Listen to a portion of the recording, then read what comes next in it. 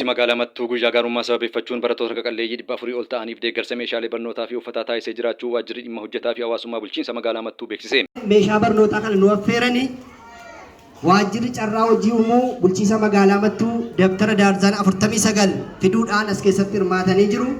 Waajjirri keenya waajjirri dhimma hojjetaa fi hawaasummaa dabtara daarzaan 50 as keessatti hirmaatanii jiru. Waajjirri lafaa dabtara daarzaan 12 as keessatti hirmaatanii jiru. Kantiibaan bulchiinsa magaalaa Mattuu obbo Girmaa Taarraqee sagantaa kanarratti argamuun dhaabbilee fi qaamolee hawaasaa deeggarsa taasisan galateeffachuun barattoonnis barumsa isaaniitiif xiyyeeffannoo kennanii barachuu qabu jechuun ergaa dhaamaniiru. Gaafa tokkorraa kaanee hojii magaalaa keenya keessatti jalqabuun keenya ni yaadatama. Magaalaa keenya keessatti akkaataan nuti jalqabne keessumattuu kallattii akka waliigalaatti kenname olitti bifa adda ta'een tajaajila kennuu qabnaa karaa jedhuun tajaajila haqa qabeessaa fi dhugaa ta'e kenninee hawaasi keenya haara galfachuu qaba. Tajaajila nu kenninu kan immoo tajaajila dhugaa ta'e fufiinsas qabu ta'uu qaba karaa jedhuun hojii gurguddaa jalqabnee jirra.